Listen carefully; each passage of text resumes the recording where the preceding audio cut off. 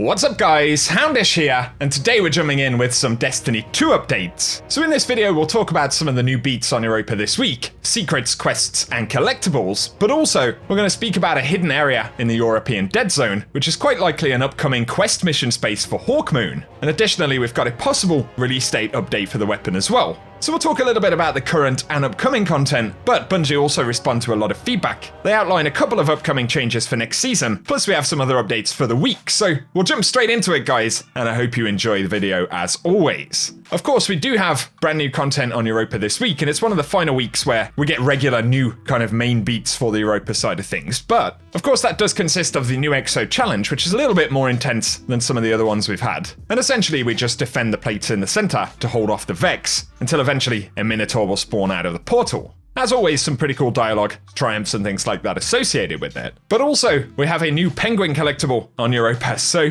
this was near Cadmus Ridge in Braytech Exoscience. Simply head into the main room through the kind of entrance space and then to the door at the back left-hand side. It's a pretty linear path from here. You head through until you pass through the longer white corridor. And the room at the end right here has the penguin for the week, and you simply need to clear out the enemies to unseal it. Then of course, as always, it can be returned to Variks. So there is that element, and then we've got the new Augment challenge. This one also in Cadmus Ridge this week with the Eclipse Zone. There are a bunch of these that we need to clear for the Augment Triumph, and in order to do it, you need to pick up the Braytech transponder from Variks. Then if you head to Cadmus Ridge this week, in a random location, you'll find the Scanner Vandal that of course can drop the Scanner buff. I haven't completed it yet this week because I need more Heralways pieces, and my internet is currently off, so I'm having to use a hotspot and trying to avoid playing ludicrous amounts of Destiny while also uploading videos on there. But nonetheless, in terms of locations for drones this week, once you have the buff, you can head to Braytech Exoscience once again. And in the big entrance room at the back left, you'll find the first set of drones, and as always, these need to be destroyed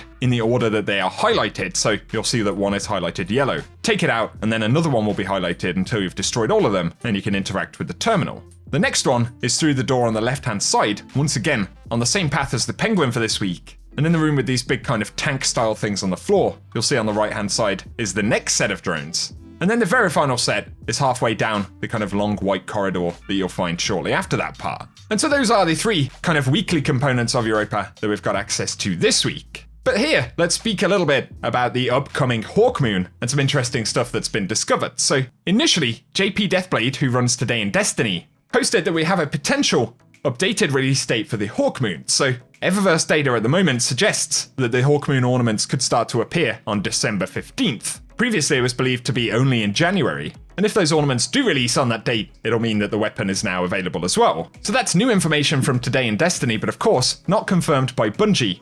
So it always has the potential to change, but historically JP Deathblade has been pretty much the most accurate source for store dates, and those that are linked to otherwise unconfirmed exotics in terms of release schedule. So it's something to think about, but of course the other day we did get a better look at those two exotic ornaments thanks to Jinsa and the Jut Sub. Both very cool looking ornaments, and some folks, including Paul Tassi at Forbes, speculate that Hawkmoon could potentially be a kind of secret mission exotic, somewhat similar to Whisper of the Worm or Outbreak Prime. And the interesting reason being that these kinds of quests in the past have been the ones which result in not one, but two exotic ornaments for the weapon being released at the same time. So looking back, that has certainly been the case for 4 mission-related exotic weapons, Outbreak and Whisper once again, as well as the Thunderlord and Bad Juju. So that's very curious, and I'll link Paul Tassi's article down below. But it gets more interesting again now as we go into heavier spoilers, so be warned, but there has been a secret space discovered in the European Dead Zone. Originally, I believe found by Backman Eddie, Froggy and some other folks who frequent raid secrets. But yeah, there has been a secret space discovered in the EDZ, and it's a somewhat large area hidden behind the hallowed Grove Lost sector in the sludge. And my friend Jarv does have a video up now showing how to get in here solo, so definitely check out his channel linked down below. But the really interesting part again is that this area is hidden around a lost sector, very much like what we saw with the Whisper mission. And there are some jumping areas with different routes, taken boopers, and a bunch of different kind of hazards, before you essentially arrive in this room with what appear to be shards of the Traveler, pretty similar to others that we've seen in the European Dead Zone. And data miners have hinted the confirmation that yes, this is going to be related to the Hawkmoon quest. But also, we believe that that quest is going to be linked to the Crow. So I do wonder if Aldrin's interaction with the shards of the Traveler in Forsaken cutscenes could potentially link to the story here, and maybe how he became a Guardian, or why he was chosen to be a Guardian. some really cool potential for backstory there, but either way, let us know what you think. And again, in terms of the date, the mission, or even quest steps, lots of things aren't confirmed at the moment, but as we've seen historically, these pieces of the puzzle tend to come together loosely in the way that we expect them to, so definitely looking forward to seeing more from the season side of things, and give us your thoughts below. Now though, let's get on to some bits of feedback and updates from Bungie. So, players discussed the fact that Banshee still requires upgrade materials from vaulted destinations. And Cosmos said, Banshee's inventory is random, which means RNG can streak in a negative way, but this will fix itself in Season 13, when those materials are no longer sold. And we're looking to see if we can get a change in the short term that lowers the weighting of old materials so they don't show up as often. And so it's worth bearing in mind initially that Bungie have said they are going to remove all of the materials associated with planets that aren't in the game anymore, but they'll be doing it next season just to give players opportunity to use the material stocks that we've already got, right? Bear that in mind, but of course there has been a lot of feedback about power levels, rewards, and sunsetting, and how all those things kind of interact. So somebody said, reset my Gambit rank, and my reward was a sunset weapon. And I've noticed a couple of similar things in the game as well. Cosmo said I'll put in a request to swap it out for something that is not at a max power cap. And on top of the general kind of size of loot tables and things like that, obviously, receiving rewards that have already become mostly redundant in endgame is currently a pretty frustrating side effect, I suppose, of sunsetting. And the fact that a few reward sources haven't necessarily been fully updated to be relevant. So give us any thoughts you have about that down below. I would imagine they'll improve a lot of these things by Season 13, but we'll have to wait and see. DMG also said though, the team are aware that interesting interactions between Hunter Shadow Drive and Worldline Zero have been discovered. This is something that's going to be patched in a future update. Cosmo also added that the team aren't done making changes to Stasis this season, so of course we had some initial updates, but essentially a bit of a pledge there that they have other things they want to do within this season specifically, and so we should anticipate some further updates as well as bug fixes, of course, to some things that we know are going on at the moment. And again, Cosmo said that he's going to push feedback to the team that Shadowkeep and Forsaken rewards being power capped is something creating frustration for players. So at the very least, hopefully, they'll have some kind of mitigation strategies for those problems in the short term being really the next few weeks, I suppose. And again, I think there is a building expectation that as we move toward kind of Season 13, some of the side effects of sunsetting should hopefully be felt a little bit less. But again, I'd love to get your thoughts in the comment section. Quick mention right here, but of course next week, on the 8th of December, if you happen to have any of the new generation of consoles, Bungie are going to be updating the game to be able to do 60 FPS, all of the updated frame rates, resolution options, FOV. Basically the entire next-gen upgrade for Destiny 2 will happen next Tuesday. Bearing in mind if it'll affect you, and I will link Bungie's blog article about that down below. Wanted to finish the video right here by playing out a pretty cool cinematic section where Anna and Elsie meet at the giant exohead as part of the Born in Darkness quest. So obvious spoiler alert if you haven't completed that in game, but in case you happen to miss any of that dialogue or anything and you want to check it out, we'll run it right here because it is a pretty cool interaction and one I didn't necessarily expect for us to see inside of Beyond Light, so awesome to finally see them meet. Guys, as always, if you have enjoyed the video, a rating down below really does help us out. And if you want to stay posted on Destiny 2 news, feel free to get subscribed and turn on notifications. But once again, give us any of your thoughts on what we've touched on in the comments section. And for now, I hope you have an awesome day. Anna, you came back. Yeah, well, it's not every day you reunite with your robot sister after the apocalypse. Because I figured if you went to that much trouble to protect me, you must really care. I do.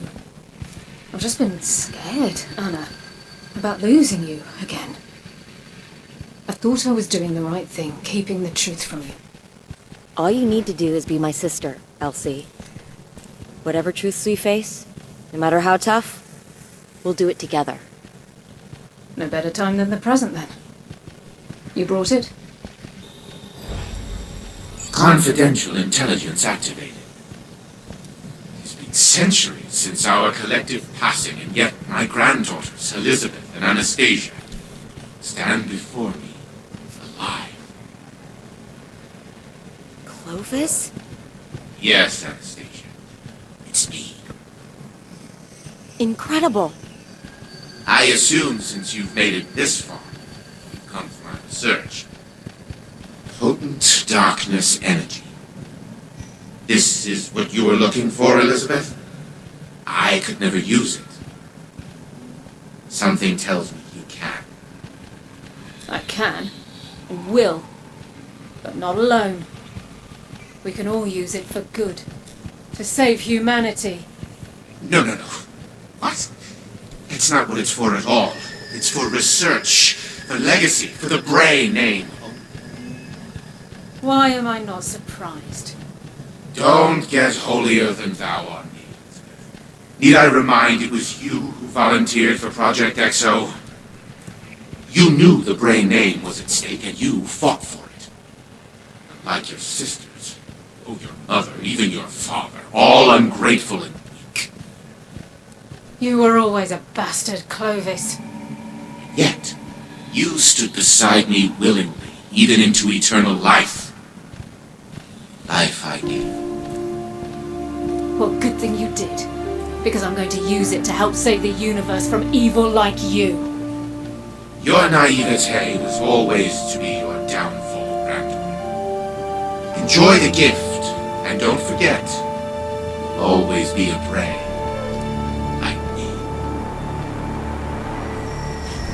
You know, Clovis was always problematic, but he used to have some humanity before he let the darkness take it from him. Screw him. He can't control us anymore. Let's take this power and use it exactly like he doesn't want us to. For humanity. Anna's right. We have what we came for. Time to take it to the ziggurat. Come find me after.